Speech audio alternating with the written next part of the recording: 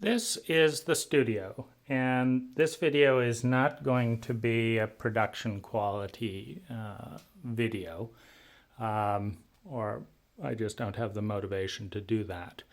But what it will be is the best system video that I've been able to find to date for a $5,000 system. And so let's go through the goal, which you might check out Meet Kevin on YouTube just to see the kind of videos he produces, which he does all the time. And that was my starting point. I want a video system like his. Now, it starts with this room, and you can see echoes of the various successful and failed iterations here. For example, this is a Samsung Flip, which is just a little bit too small. It's a Samsung Flip 2. You can write on it, and you can control a computer on it, and I wanted a digital chalkboard. After these types of chalkboards were getting really muddy when, erased, and I was getting dust everywhere from, erasing chalk. And so, I wanted to move towards, a cleaner version of drawing, and I didn't want to have my back to the audience. Now, most of the time I've been using recently the Zenfone 6, which has a 4K, and it has a 1080p at 60 frames per second, actually 19 by 20, so full HD with 60 frames per second. And the chroma key works really well with this fabric, with the Zenfone, and these are some lights. But the microphone I was getting wasn't as good, and I wanted to step it up a little bit, and just as importantly, the Zenfone didn't feed into these switchers. And so I'm going to walk you through my setup of walking into the room and, how and why that's all organized. So the first thing we have here on what is the light stand is this remote. Now this remote turns all of the lights off and 70% of the power to this table. So it's a keychain remote to an outlet plugged into the wall that then goes to all the lights around the room and the TV. And it also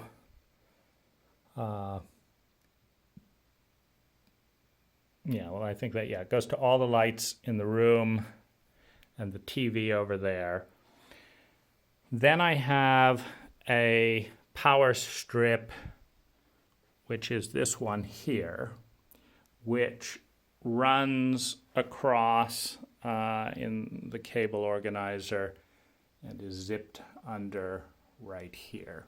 So that has like 10 plugs plus 2 USBs.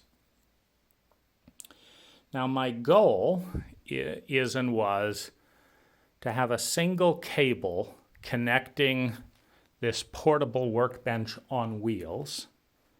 I'll turn our lights on again. With any area of the room so that this desk could be reorganized, with that in mind. And this desk, which is a Husky desk, available at, I think it was like $280 at Home Depot. And this little handle raises and lowers the entire desk about, you can see it goes down about as low as here, and it'll go up higher. And that's very useful because you don't necessarily know how high you want to type or look at things. And so I have a flexible desk. That's the core architecture. The next piece of core architecture is this pole right here. And on this pole, we have 2 spare arms. And then we also have a tablet holder, an iPad holder. We have the monitor, which tells me what all my feeds are. I'm now sitting in the chair. And this Microsoft Surface is specifically designed with the use of this Stream Deck to create backgrounds. What we found in our use of the ATEM Mini Extreme software was that the chroma key was not working very well. And so we couldn't get an actual reliable image, and I didn't want to fuss with that. And so the other problem with using chroma key is that when you have 2 cameras looking at an image, from 2 different angles, the chroma key keeps it in the same place, but if you're looking from 2 different cameras, it changes the background, so it's a little bit truer to life. So we have this pole and these arms that come with VESA mounts. And on the pole, and I'm going to include links to everything in the description below because I don't remember all the names. I'm not a camera or video techie by any means. I do not know how to set a DSLR camera, for example. What I'm good at is system designs that reduce efficiency to the point that creativity and productivity abounds, which is the net result and the primary goal. So we have the table. Now, what's good about these arm mounts is that when I move this table, as I did today, I moved it 7 inches closer to the TV behind, everything moves with it. And so that's really key to not having to adjust too many things. So what we have is a 75-inch LG TV. Now, this was a whole series of experiments because I had another Samsung TV here, same size, but the camera, when we're looking forward, if I don't want my eyes to be totally dark, I've got to turn the backlight in this TV down. Now, what was happening is at low backlight resolution was that banding was appearing in some kind of interference pattern between the DSLR and the TV. And so what I did was I took the camera and went to the TV store, and we put the camera in front and recorded video at low light, and we saw that LG in this particular make did not have banding, moving up and down the screen. So this is an LG TV. Now, on the back of the LG TV, I have 2 I have two things usually, but I have a USB where I saved background clips of waterfalls and also of still images. Then I have this HDMI cable. Now, LG has made it incredibly cumbersome to start up a screen and change photos. There's about 5 different menu buttons to press. So we're trying to reduce friction. So the purpose of this Microsoft Surface is primarily in conjunction with the Stream Deck to be able to bring up different background images. Now it's a little flaky, so we're going to press this, and it should have done a full screen. Let's see if it does a full screen this time.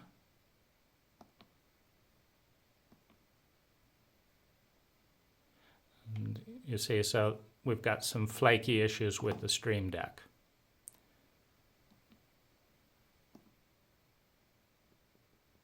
Now, if we close out all of these images, sometimes the first image will work, and I'm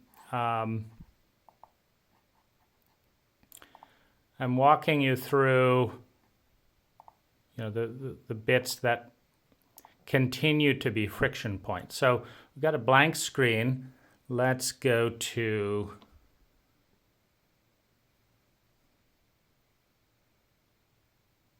okay.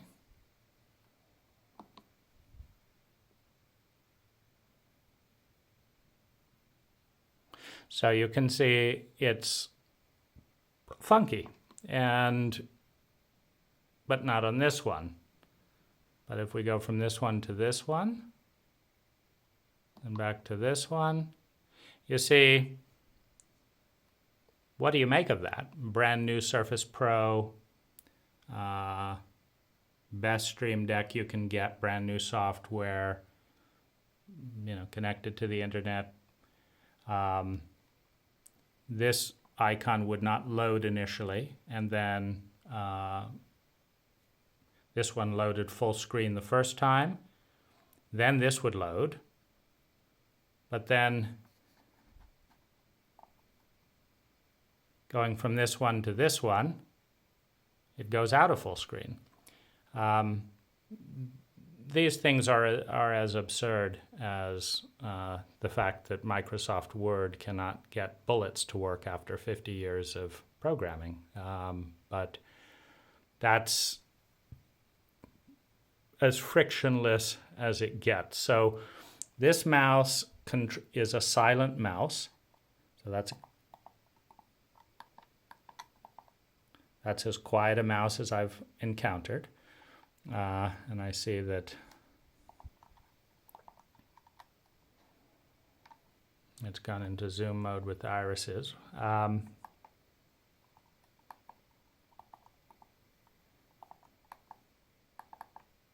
Interesting. So anyway, that's the setup process on this is finding images in full HD and downloading them big enough to fully fill a 4K screen, and then saving them and then linking them with the Stream Deck.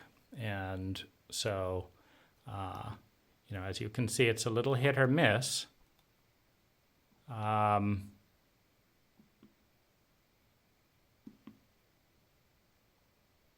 this is a green screen background if I want to use that for chroma key. So most of the time I'll use this background here because I like the sense of possibility of a night sky. So anyway, that is largely the background monitor activator to avoid the use of this remote. Now, most of the time the TV will turn on and automatically sync with whatever's on this screen. But if not, I just have to press the power button, and I don't have to do 5 different steps with a very slow and awkward LG remote. So that also is camera 3 on the ATEM Mini, which is that there's an HDMI. We're coming out of the Surface with this JSOW cable, which for some odd reason that's what the Surfaces come with. And then we're going into an HDMI splitter. And from the HDMI splitter, which is, we'll come around back to that.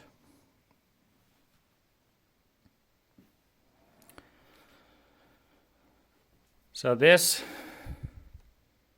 HDMI splitter is taking the Microsoft Surface Pro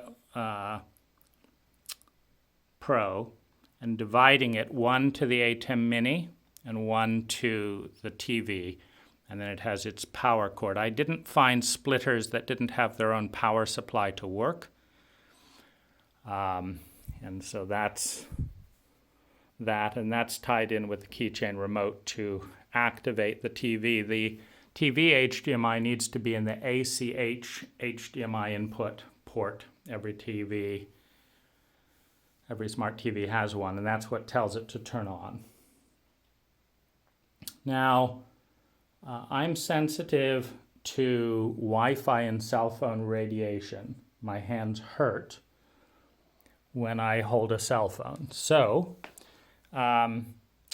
what we have here, since we didn't have Ethernet in here, is we have this cable to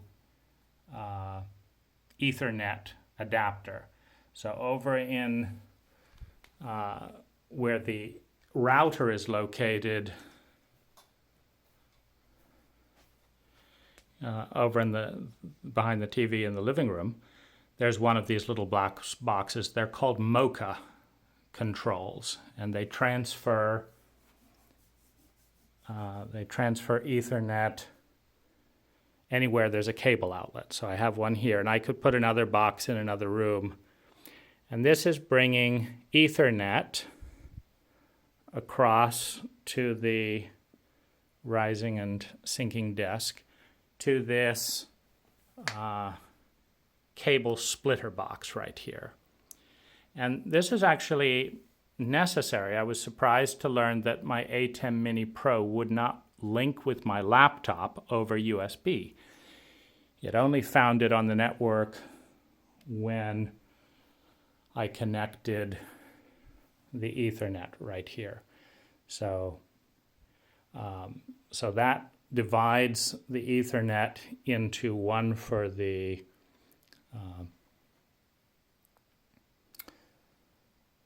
Pro here, one for the port that goes into this HP Folio, and one to the Microsoft Surface. So they're all linked to the internet. And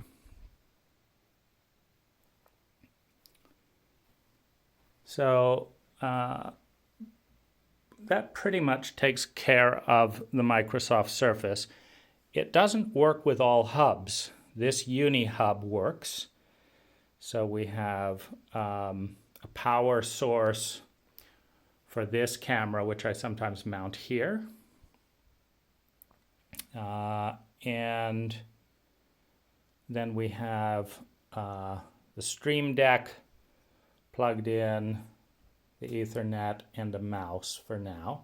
But I can also add a SD reader or an SD card if necessary.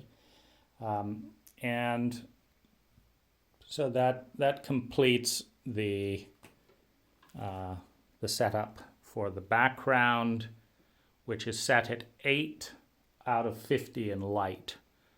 Now, the trouble with lowering the backlight to the point where the camera doesn't adjust to, make me look very dark in contrast in front is that, as you can see, there's a lot of reflection in that screen. If you look carefully, there's just a tremendous amount when this is turned down to almost zero, so as not to compete with how light my eyes look. then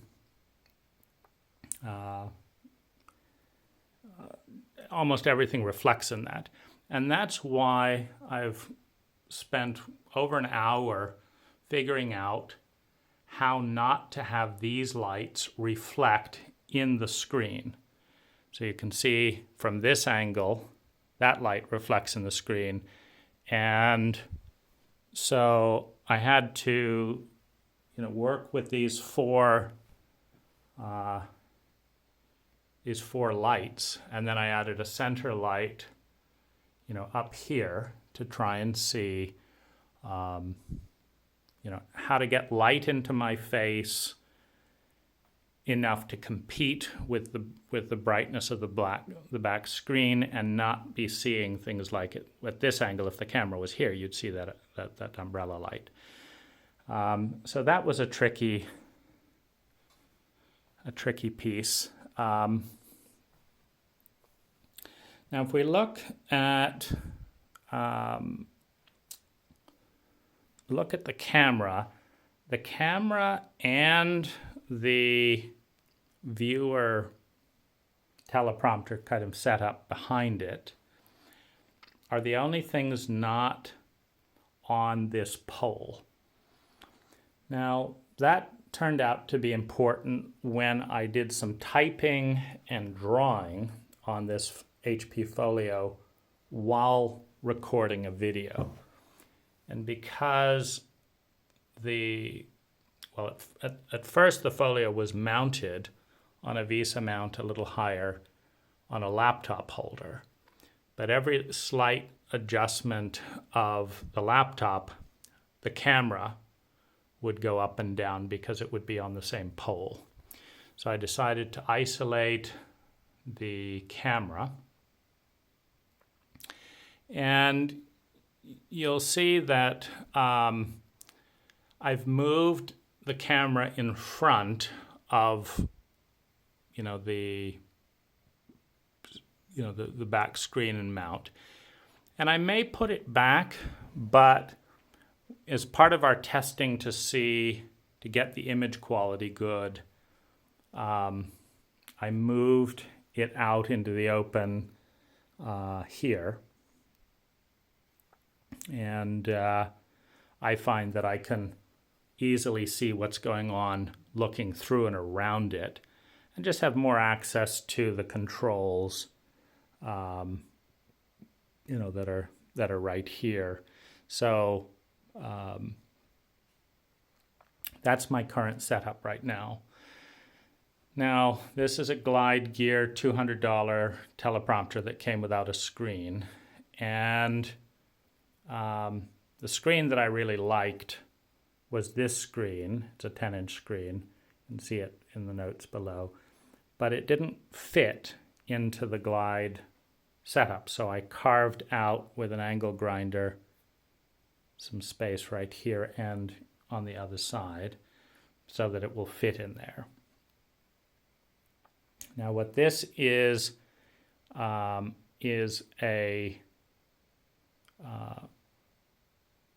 it's an HDMI out of the program view, so that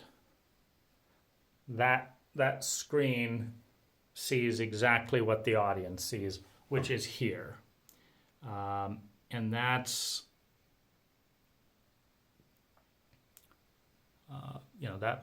that's what I wanted. To be looking straight ahead, because I was having trouble with the phone, with my eyes moving slightly and not looking straight at the audience. Now, there's a number of issues if you're feeding a laptop. Like, one of the reasons that I don't just have a screen, because I could just mount this screen up here and not have this viewfinder at all.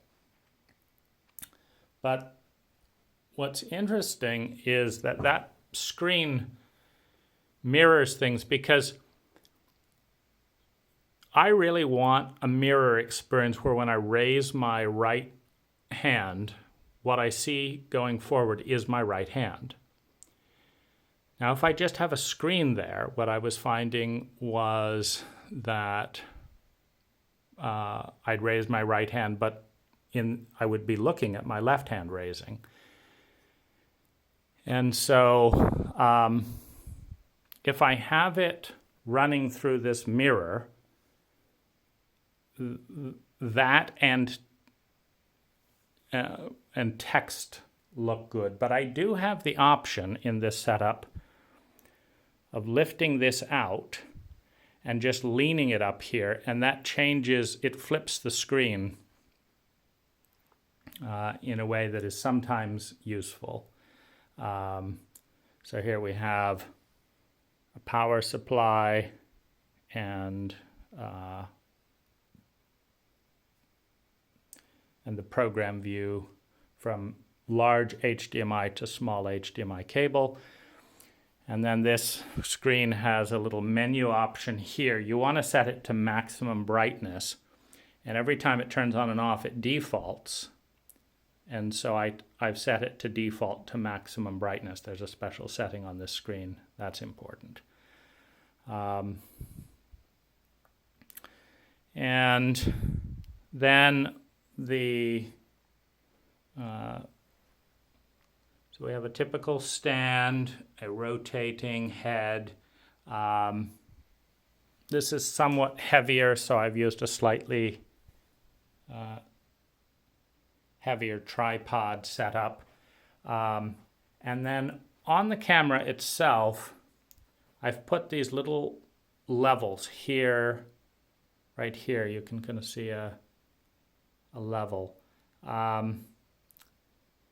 That just helps me in between the tripod to balance the camera. So I have a little ball bearing right here, and so a two-level mount. It also allows me, with a click of a button, to remove and lift the camera off of here. Now the camera has an automatic power supply, and so it never runs out of battery, and it can be left on 24/7 and last for some time. I checked with a camera specialist about that. But its power is coming in here, and then what's coming out right here is a shutter remote. So that shutter remote is running along here, and it's running up onto this arm, up onto this arm, which grips the microphone. And what I've done is I've zip tied the shutter button so to the microphone. And the reason for that is simple. When I sit down, I can reach up here right out of frame, press this button, and be confident that I'm in focus. So that's the goal with that setup. Now I've tried a halo light mounted up here on an extender, but I find that it's too low and ends up showing up in my TV reflection back here. So I don't use that most of the time, but if I want to, I can turn that on right there.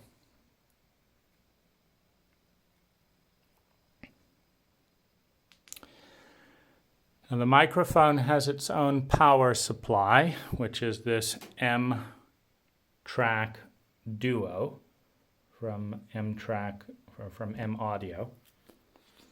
And what this is set on is monitor 5.5, headphones 5, signal input clip 2 to 1, and what we're using right now is input 1 is set to 4.3. And then that's running into the camera via this microphone input right here. So this this camera cord is an external microphone for the Lumix G7, and it's a little bit of a heavy cord, so I put in a smaller, lighter cord connecting it. I have this splitter here because I tried connecting it to both cameras simultaneously on this phone right through here, but there is a big static sound if I do that. So if I want to use this shotgun microphone connected to the phone I'm using right now, mounted in right here, what I do is I disconnect this cable here, and then I have a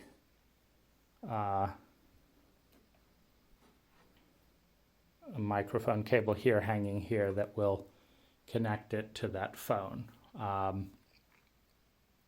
I love this ZenFone 6 for recording. I just don't like the microphones I've been using on it for the most part. So that's the connections to the Lumix G7, which came with its own standard lens. I know nothing about lenses other than that it seems to be all right. We've got it set to C on the top button here. So this is set to just a plain C. I don't even know what that means, but and then we went through some settings and set up a default mode where all of it would be straight HDMI out and no icons would be visible and sent out the HDMI. And then it turns out that viewing me in landscape mode is better than in natural mode. So we've fiddled around with some of that. But the important thing here is that when we ran the microphone directly into microphone 1 in port on the ATEM Mini Extreme, and then ran the camera video in through HDMI, there was a noticeable disconnect in mouth and microphone. However, when we ran the microphone into the input on the camera and then have the sound coming out of the HDMI, they're synced up.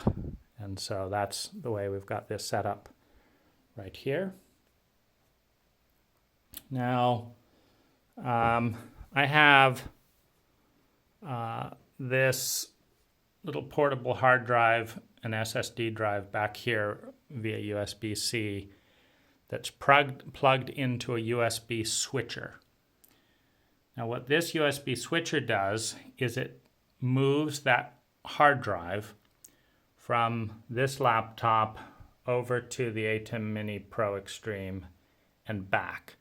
So like right now, we see 2 is lit up right here. And that means it's in my computer in the laptop. I just click on a My Computer button. I see it right there. I can go in and see what I also like is my last video is always down at the bottom. Now, if I'm ready to record again, rather than having to unplug, what I do is I press this one button right here, which changes the blue light over to 1. And a few minutes later, you see this, or I should say a few seconds later, this little green light on the ATEM Mini Pro turns on. That means that all I have to do to record everything that's in this view here is I just press record. And now we're recording. When I'm done recording, I press stop, and then I move the button here, and in another glitch, every single time I move the button over there, it asks me what do I want to do when that drive appears. I tell it, and then it asks me again next time. So I just go into my computer and get that file. And the file that we just made is right here. So then I rename it here. And I drag, in fact, I'm going to delete. I rename it there, drag it to my desktop, and then I send it to Dropbox.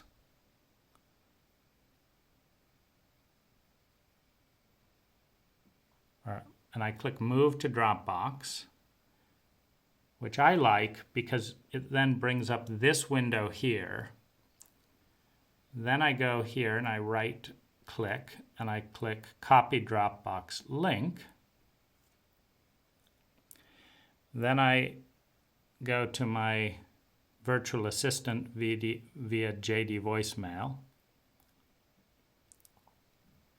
Devang, can you add this video to the appropriate circle on 10x Living? Click Send. It opens the email browser, and then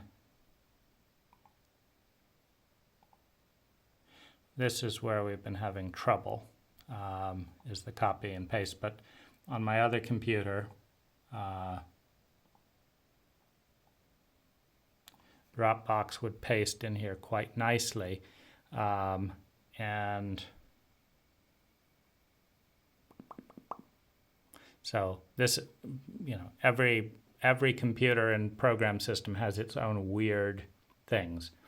On this computer, Stream Deck will not load their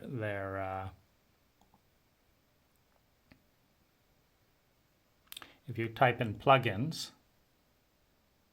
they will never appear, but only on this computer. If you go over to the Surface and type in plugins for its Stream Deck, they appear instantly. They're on the same network, it's the same download software. So there are definitely issues with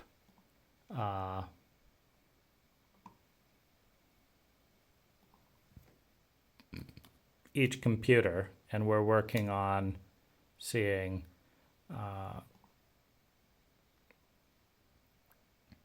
what these are. But this JD voicemail is a terrific time saver. You record, click send, enter the address, and you can talk for an hour and give detailed instructions or dictation, and then whoever is on the other side can listen to you in your own voice, and it's much more enjoyable and contextual than email. So that's there. We have Companion, which is a software that we're still sorting out how to use from Bitfocus. And it ties in with Stream Deck and gives more options for intersecting with the ATEM. So we're working with that. We've also got the Stream Deck controller software down here. These are the things that I put in my view for easy loading. And then we have the ATEM software control. Now, the Stream Deck, for example, after pressing that, Companion has gone blank, even though it's in the default profile. So what we have to do to get it to show up again is we have to go to a different program. And then here you can see I've done drawings. So while we're here, I'll press one of these drawings and it shows up on the laptop. Now, why I like this as a presenter is that I can see what the image is. Now, if I have to do 3 or 4 mouse steps and glance at the screen, it's going to be distracting for the audience. But glancing at an image and then just pressing it, less so. And I can then share this image with the audience. And I can do that by, this is camera 2. So if I press camera 2 over here, we can just watch the audience view transitions over to here. Now, you can see there's a glitch. So why was that? See, I have no idea.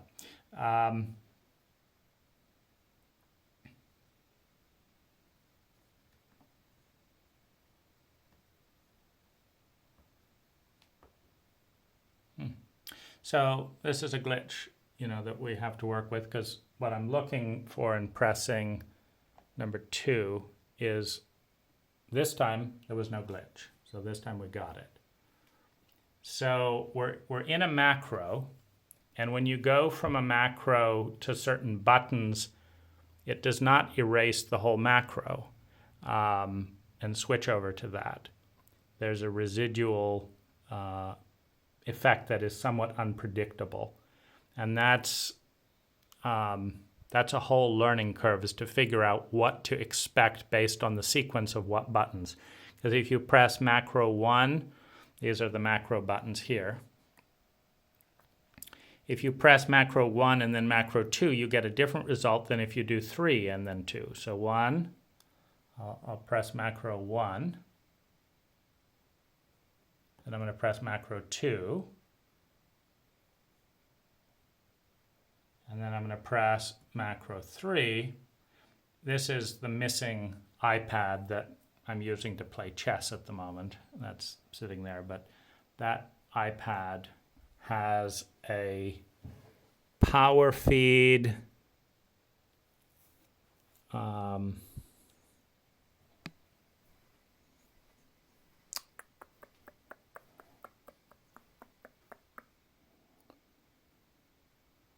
where is it? This iPad Power plugs into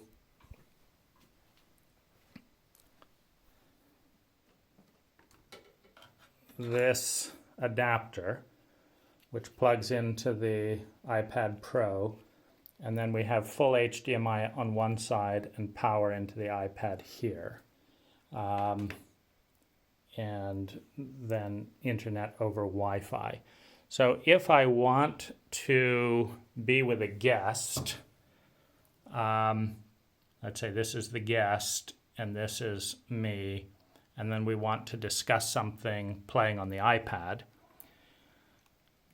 I would be looking forward right here,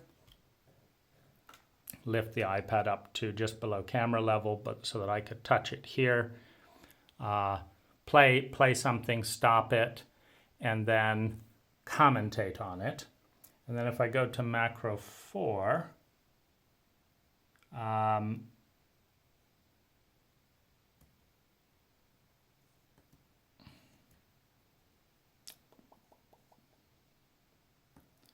okay, so we see these macros are not working reliably. It's like, so this is the thing to know. I'm pressing the buttons in different sequences. So now we're back to macro 1. Going from macro 1 to macro 2, we've got this. Going from macro 2 to macro 3, we've got this. Then we've got 4 is showing where the iPad would be. And 5, we've got this. This is a good one for displaying most of the content on the laptop. Then we've got this, which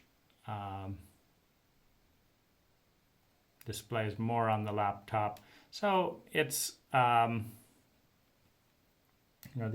macros are a work in progress, and But if I go to camera 2, now it's working. Now you're seeing exactly what's on the laptop.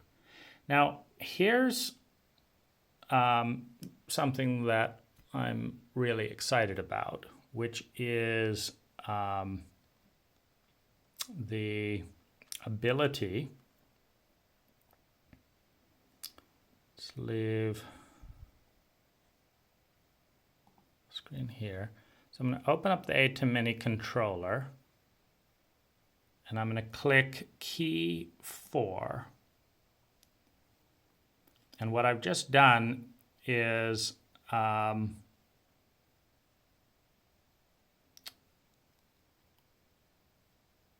put in a green screen. And so I can use this stylus now to draw on this drawing and to erase it. And the audience sees that. That's me drawing and then erasing it. Now what I like about this folio is I can also flip it like this. So I pop the screen out, I move it forward, and it becomes a triangle with no keyboard, and it gets closer to me. Now, one of the reasons we're using this gold frame around the whole image in the production is that I like the ability to draw on the screen just by picking up the pen and having no program. But look at that irritating thing. You can't ask your audience to look at this white thing every time you pick up and lower the screen. So what this gold frame actually does is it obscures the edges of the laptop so that they don't see this coming and going, which is nice because while there are other programs that don't come and go as irritatingly, almost all drawing programs have some icon that sits there. And this way, you see, it's coming and going on the laptop, but you're not seeing it as the audience. And so that's done with that in mind. Now if we go out of, let's go back to, let's bring up a green screen. Now this is really incredible. Now one negative with the Stream Deck and the HP Folio is on the HP Folio there's no full screen keyboard. So you actually always have to physically expand this this thing here. And it's remarkable that, that's the case, but I have to expand this to full screen. Now, let's go back. Here's what we're going to do. These are my profiles in the ATEM that are loaded in my Stream Deck. So I'm going to first minimize this. Then I'm going to go to that. I'm going to go out of here and cut this down, cut this down. Now what I'm going to do now is with the ATEM loaded, I'm going to press 10x Living, and the Stream Deck brings up this dialog box. Now I click Restore. Now I'm going to click key 4 and put that on air, and that's going to overlay camera 2, which is the laptop, as the primary image, but now you don't see me. But then what I'm going to do is I'm going to open the green screen, which is keyed and invisible. So now the laptop is still the first screen, but the key 4 switch in the ATEM is used to block is used to block everything of this color green. So the audience stops seeing the green screen. But now this is really incredible in my eyes, because this one little feature linked and plugged in by USB and going back to the ATEM replaces this $2,000 much more cumbersome and difficult thing. You see, if I had that $2,000 digital whiteboard, I'd have to turn my head away from you to draw on it. I'd have to turn around and draw on it and point backwards. That's not fun for me or for the audience. But this way, I'm looking forward. This is just out of view, or I might at this point, this could be another point to slightly raise the table, to be a little higher. But I can draw now on this digital whiteboard. Just look at that. I can make notes all over this. Now I can even bring up the laptop media in like a macro 4. If I go over to macro 2, there you see the green screen. It's not keyed out. There you see it's not keyed out.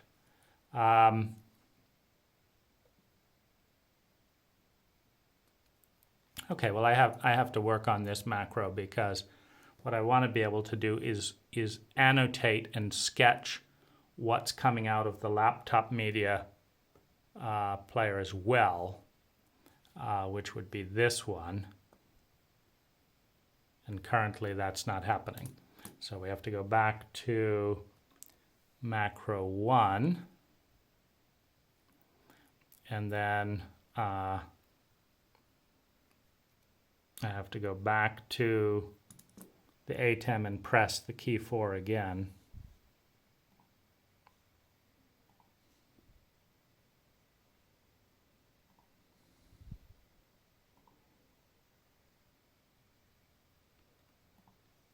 Now I'm learning this all from habit memory. I'm not learning it from first principles memory, meaning I didn't want to spend months learning everything about photography. What I wanted to know was to know which button to press.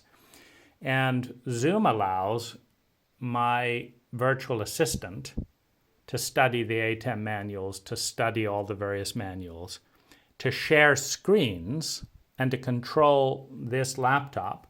So all this, this Stream Deck programming and all of the ATEM programming and all of the macros was done remotely on this laptop, with me just giving the permission for remote and asking for things. So, I watched a lot of different videos and said, it looks like this person can do this, and then, find out how that's done. Then we'll test it out and I'll try it, just like you see here. Things are still not working on the Stream Deck and various things like that. But it's not necessary. I mean, I don't know why it isn't called block out a color, but I think key 4 and this and that relates to deleting a color. So you have to learn that if you're going to film school or something like that. But I'm not trying to become an expert in equipment and film. I'm trying to present. And so we're back to the point where I can draw and then I can erase, looking ahead, and I can see on the screen ahead of me what I'm drawing. So that teleprompter type thing shows me where my red ink is, so I can be looking at the audience and drawing and making comments. Now I love this. I am I am absolutely ecstatic that we got to this point. My assistant probably read 3 or 4 hours of, forums. I'd seen something like it, so I knew it was possible. I didn't know how it would be done, etc. But how this is done is this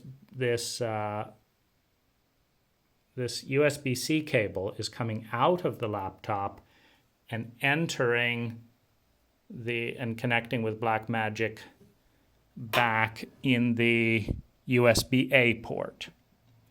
And then the USB-B port is going over to the SSD drive, which switch back and forth with this thing here. And so the ATEM is taking this screen data in and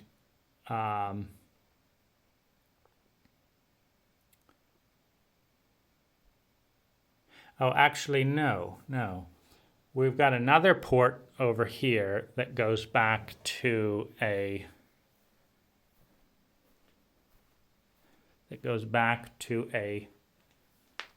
splitter hub here. And from here, we have HDMI that's going into the ATEM. And then once it arrives, the ATEM is doing a green screen program on the green screen of the feed and deleting it, and then putting that as the primary video.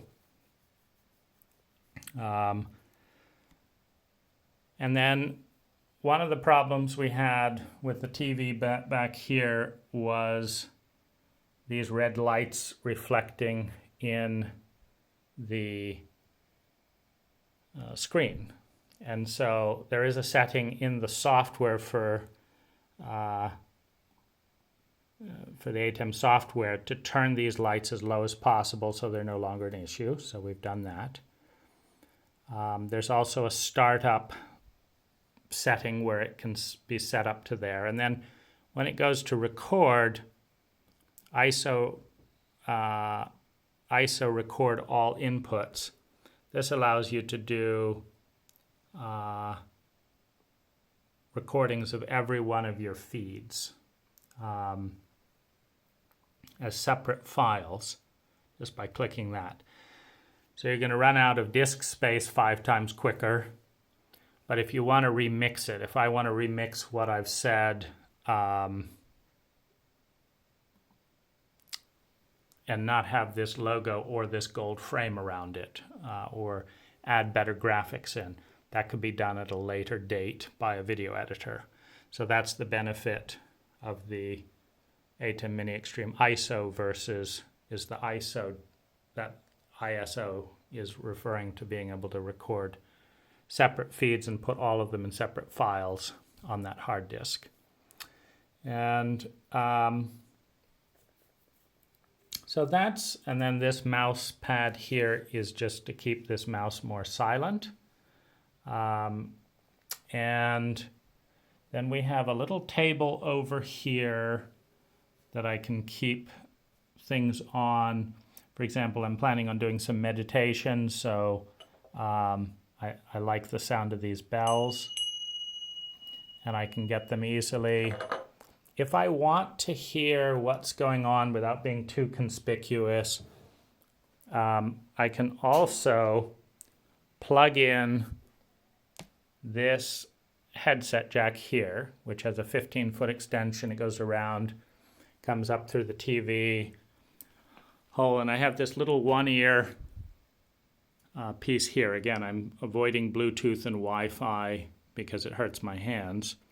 But I can put a one-ear headset in and just grab it off of these little cable organizers, stick it in my ear, and it's very inconspicuous. So I can do that, in a few seconds anytime, but when I'm not interviewing someone, I don't need that. But it's there and easy. And then we have the hat rest up here. I think it's a good idea for anyone who wants to make spontaneous videos and doesn't want to worry about their hair to have a hat they like. And so if I grab, if I grab this hat, I don't have to comb my hair, is I guess what it amounts to. I think that's worth a lot because otherwise an idea escapes because your hair isn't washed or whatever. And so that's what this is for. And then we have clothing. Now I find that these videos get every little. I have a dog, and so the dog gets hair on. I also like to eat kind of reclined back in my rocking chair when I'm watching YouTube videos, and I always spill stuff on my shirts. And again, having to go get a new shirt and, does it have stains on it from, spilling food on it before?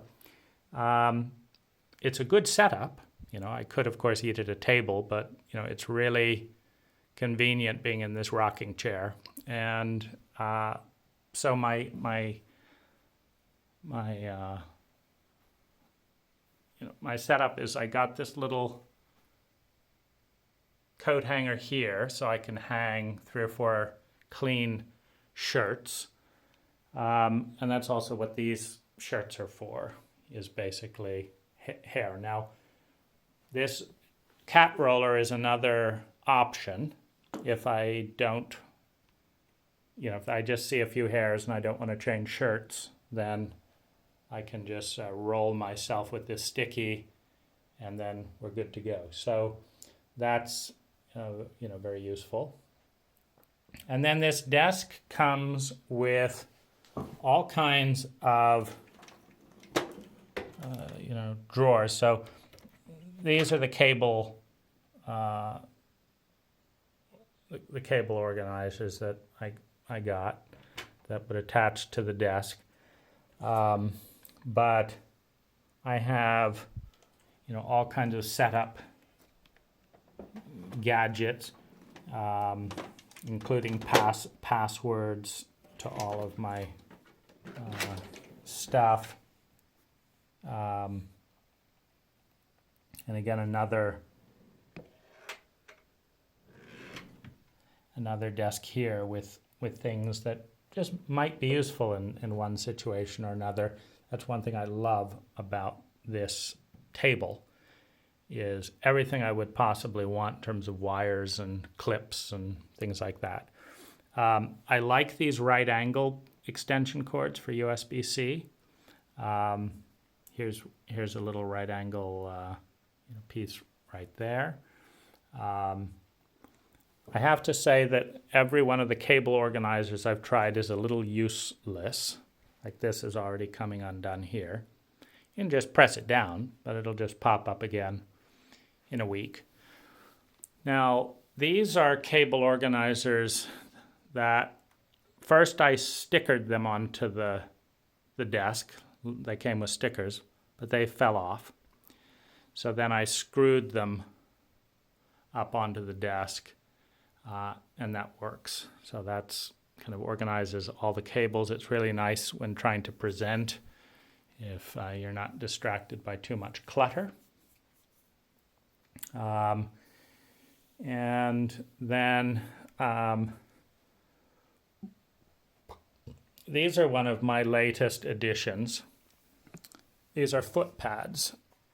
Now, the first trick is to get silent foot pads. Now, these are called silent foot pads, but they're actually not. So then you put felt stickers that make them more silent. Now, this one allows me to give a slideshow presentation. Full screen, right picture, left picture. This one does play and pause for Audible and YouTube, volume up and down. So if I'm listening to a YouTube video through this little headset. And we're watching it together. Let's say the YouTube video is here. I'm here. And we might even, let's see if I could do, actually I couldn't, right. So let's say that I could also do a macro with playing the YouTube video over there, and then this one would be able to go on top of it, which would be nice. I might get another Surface to Go because the aspect ratio of the iPad Pro is such that it doesn't fill in all the bars. It doesn't have a 1920 aspect ratio the way these do. And so that's largely masked by this gold frame, which is partly for that reason. But I might get another Surface to Go just to play YouTube videos here. And then I would be able to put on the Key 4 green screen in front and draw on the YouTube videos little notes as it was playing, and also draw down in the margin here, and then use these foot pedals here to play and pause the YouTube video, turn the volume up and down based on what I was hearing in my ears. The same is true with a slideshow. I could navigate a slideshow off using the screen there where I see it and it's showing up as in this area. And then I could use the green screen in here to write over it. So that seems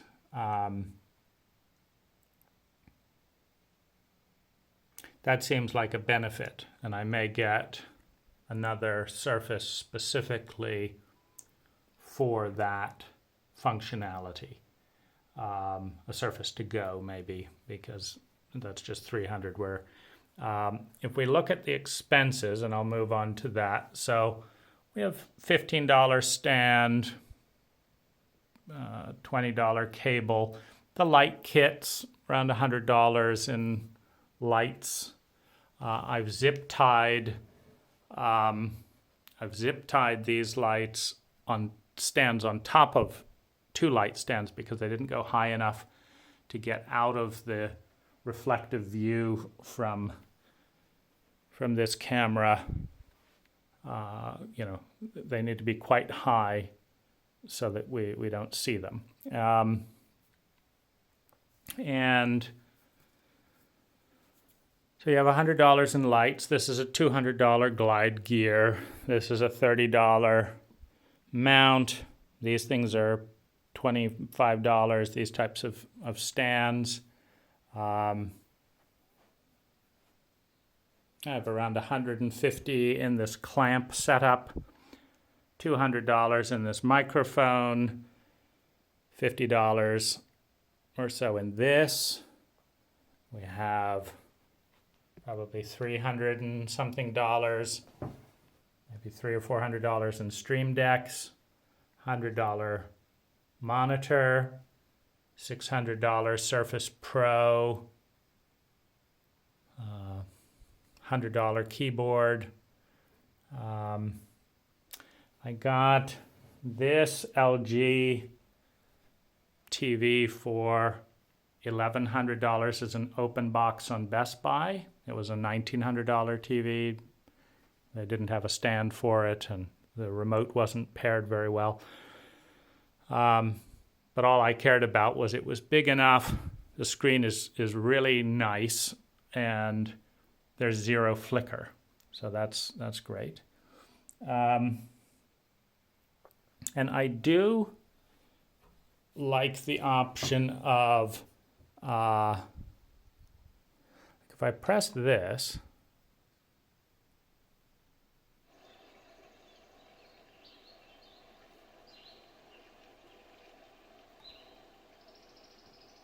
you know, that I can with the Stream Deck just start a river loop in 4K. Now,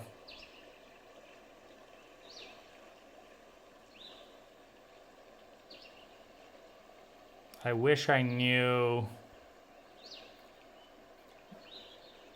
is that just, a lot of these things, like, they fade out after a few seconds. You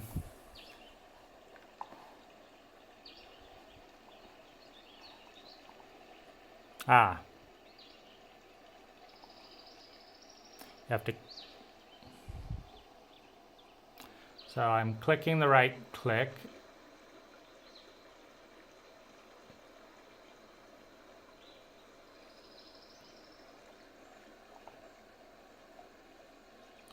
So I have to click the left click to get it to disappear. But now, you know, that's playing out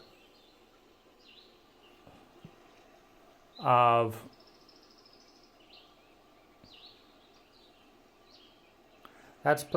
the TV, and the sound could be coming there. And I like the idea of being able to simulate. This is a 4K image. I like the idea of being able to simulate actually being out in nature. If we go back to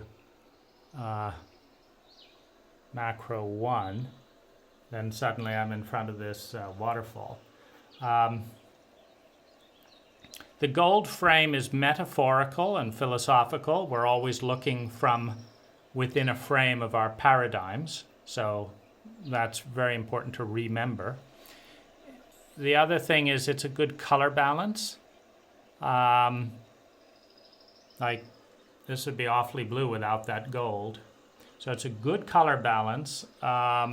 And then finally I showed you how it blocks the, you know, what's going on in the margins of the laptop when drawing on and doing ink. So anyway, that's that. Now, after finishing a video, when I press stop, press the button over here, move it over and send it to Dropbox, and then send it to my assistant to trim the video and then upload it to the appropriate YouTube channel. I then have two things to do, or a couple of things. This is my close down the studio setup. Press this button here, which turns off the Surface. It's still on, but I guess it'll shut down after a while. Say, I'm just learning this. The clip is still playing apparently in the background. The Stream Deck has gone dead. This has gone dead, but there's still noise there. I've set the Surface to turn off after 3 hours. So that's fine. Then I'll usually leave this on, but just turn it off here. It will continue, I believe, to upload into Dropbox, but maybe I'm mistaken. So then let's just leave it on. Let's see, is Dropbox... Okay, Dropbox is up to date, so we can turn that off. And then I walk over to here and press the keychain. The studio is now closed down, and this little night light turns on automatically anytime it's dark, which gives me enough light when I walk into the studio to find the remote there. And the fact that this desk clamp can be clamped to any table means that I can pack up this whole thing and take it traveling with me in a travel suitcase and unpack it or pack it in 30 minutes.